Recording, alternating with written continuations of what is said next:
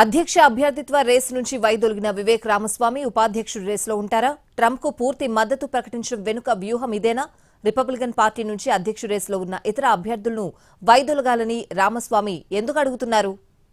అధ్యక్ష అభ్యర్థిత్వ రేసు నుంచి వైదొలిగిన వివేక్ రామస్వామి అమెరికా మాజీ అధ్యక్షుడు డొనాల్డ్ ట్రంప్తో వేదిక పంచుకున్నారు. అయోవాలో తొలి ప్రైమరీ పోరులో విజయం సాధించిన ట్రంప్ న్యూ హ్యాంప్షైర్లో ప్రచారంలో పాల్గొన్నారు. ఆ ప్రచారం మొత్తం ఇద్దరు నేతలు ఒకరినొకరు ప్రశంసించుకున్నారు. అధ్యక్ష రేసులో ట్రంప్కు మించిన వారు లేరని, అందుకే ఆయనకు ఓటు వేయాలని కోరుతున్నారని ప్రసంగించారు.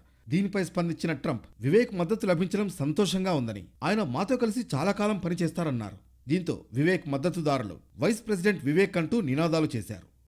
అధ్యక్ష ఎన్నికల బరి నుంచి వైదొలగాలంటూ రిపబ్లికన్ పార్టీ అభ్యర్థులైన డిశాంటిస్, నిక్కీ హేలీలకు వివేక్ రామస్వామి విజ్ఞప్తి చేశారు. ట్రంప్కు మద్దతు ఇవ్వడం ద్వారా పార్టీకి, దేశానికి సేవ చేసినట్లవుతుందని వారికి సూచించారు. మరోవైపు ట్రంప్ చేతిపై ఎర్ర మచ్చలు హాట్ టాపిక్గా మారాయి. కొందరు ఆ మచ్చలు కెచప్ తిని చేయి శుభ్రం చేసుకోకపోవడం వల్ల వచ్చాయని కామెంట్స్ చేస్తుంటే, మరికొందరు అయోవాలో గడ్డ కట్టించే చలి వల్ల వచ్చాయంటున్నారు.